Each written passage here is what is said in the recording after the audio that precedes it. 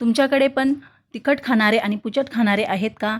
तिखट भाजी बनवली तर पुचट खाणाऱ्यांचे हाल होतात आणि पुचट भाजी बनवली तर तिखट खाणाऱ्यांचे हाल होतात.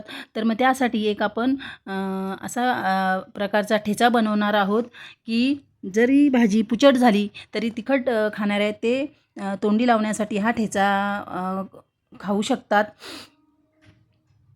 तर इथे मी पोपटी मिरच्या घेतलेल्या आहेत 5-7, त्यांचे असे तुकडे केलेले आहेत आणि लवंगी हिरवी मिरची घेतलेली आहे, तिचे पण असे तुकडे करून घेतलेले आहेत आणि लसूण पाकलेली घेतली आहे 10-12. तर मी शेंगदाणे वगैरे घालणार नाही, त्यामुळे मी थोडासा तिखटपणा कमी होण्यासाठी पोपटी मिरची घेतलेली आहे.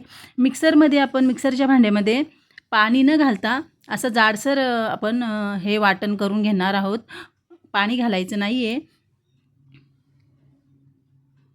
इथं मस्त असं जाडसर वाटण तयार झालेलं आहे.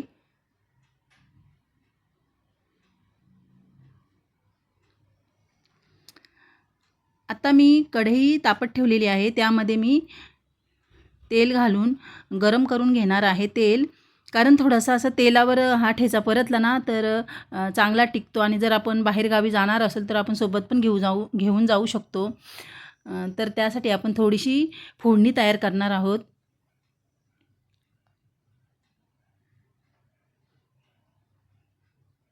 आता तेल खूप तापलेलं आहे, त्यामध्ये मी मोहरी घातलेली आहे.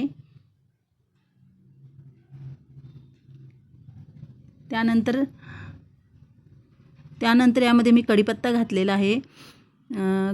तेल जास्त गरम झालेलं त्यामुळे कढीपत्ता थोडा करपला.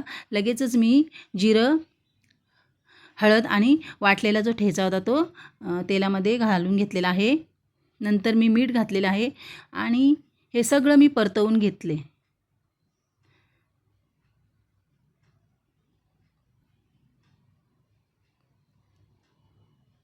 आणि गॅस आहे ना, गॅसची आज आपण थोडी मंदच ठेवणार आहोत.